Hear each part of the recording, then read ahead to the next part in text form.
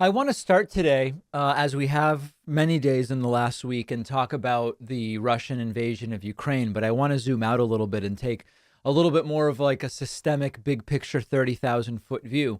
One of the goals of Vladimir Putin and Russia for more than a decade now in earnest, and you could argue really even longer than that, is to weaken what's seen as the West, the United States and Europe, or you could sort of characterize it in a number of different ways. Weaken the West, make the United States and Western democracy look weaker or in question or untrustworthy in some way.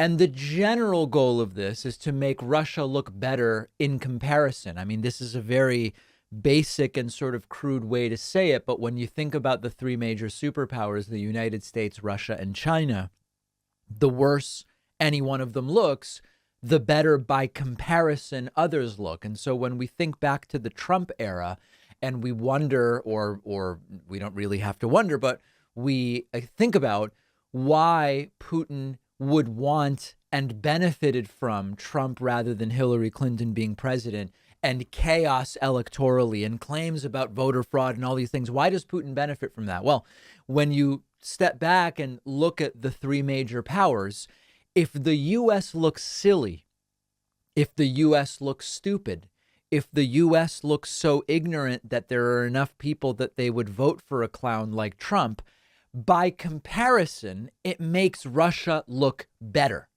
And one of the main goals of Putin in general is to make the West and the US look worse. And the more fragmented that the West is, the weaker that it appears to be. And unfortunately for Putin, his invasion of Ukraine has sort of accidentally, or as a side effect, unified and strengthened the West to the extent that the West is now very clear, with some exceptions. You turn on Fox News, you'll see pro-Putin apologia.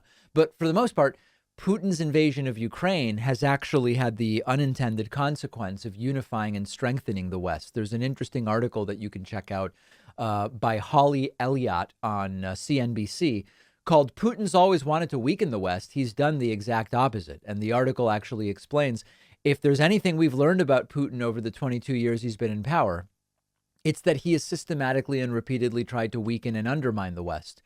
But in his invasion of Ukraine, he seems to have achieved the exact opposite, managing to unite most of the international community in its condemnation of Russia's aggression towards its neighbor.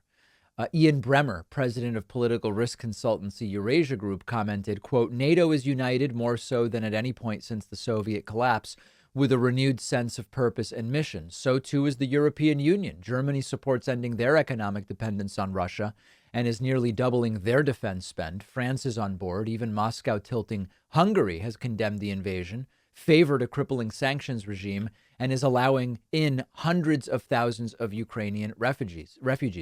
The West is used to Russia behaving like a malign actor over time. It's also widely seen as responsible for, it also sees Russia as responsible for a nerve agent attack on UK soil in 2018 and was subsequently sanctioned." And it goes on to explain that this may have been, in a sense, the worst unintended consequence of what Putin is doing. Now, Putin may end up dead at the end of this entire thing. We don't know. Putin may end up deposed out of power. We don't know. Putin may end up taking Ukraine. We don't know at this point in time.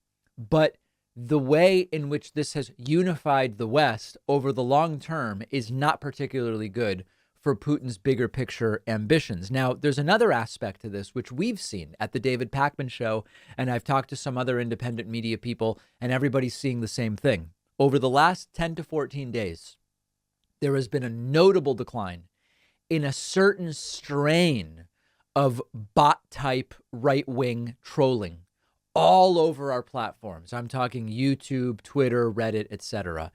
There has been, for the last many years, a suspicious amount of comments like, "I'm as liberal as the next guy, but," and then they use some like right-wing argument to try to make it seem as though even left-wingers are skeptical of the American left and all this different stuff. Stuff like, listen, I'm a foreigner and I just don't understand, why is needing a photo ID such a bad thing for voting? You need an ID for everything else. All these repetitive sorts of messages that we see posted on all of our platforms, they have diminished dramatically in the last 10 to 14 days. Now, I don't think it's because they are all Russian trolls, but we know that Russia, for a long time, has waged pretty slick sort of disinformation type campaigns online all over the world. And shows like ours have absolutely been affected by them. If you look at any of our platforms, that is down dramatically, it seems, because they are, at least to some degree, preoccupied with trying to justify this invasion of Ukraine. And the next months, presumably, will give us a sense of, is Russia heading towards annexing Ukraine or installing a puppet government? Is Russia heading in the opposite direction of going in the direction of a truly failed state for a long time with a broken economy? That remains to be seen. But Putin succeeded at calling into question American democracy when Trump won, and then when they fomented the big lie ideas that Trump won again in 2020, even though he didn't. He succeeded at that. He really did. But without a doubt, to some degree, the biggest unintended consequence of the Russian invasion of Ukraine is that much of the West is now as united as it has been in a really, really long time. Putin may end up taking Ukraine. We just don't know yet. And I think anybody who leans on the inevitability of one outcome or the other, there's people who are saying, listen, sooner or later, Putin's going to get Ukraine. I don't think that that's something we can accurately say. On the other hand, you have the perspective that sooner or later, Russia's going to get just absolutely crushed here and Putin will be removed, killed, whatever. I don't think that that's a foregone conclusion either. I don't think we know the answer.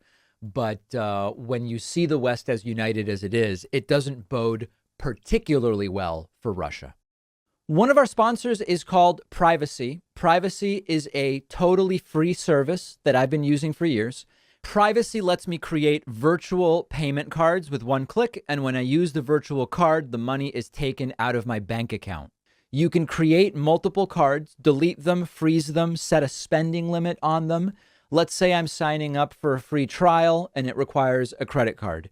Privacy will autofill a virtual card number. And then after signing up, I can delete that virtual card. So I know I'm not going to be charged again. Something really useful and very practical. Or let's say I'm ordering food over the phone, but I left my wallet somewhere. I don't have my real credit card on me.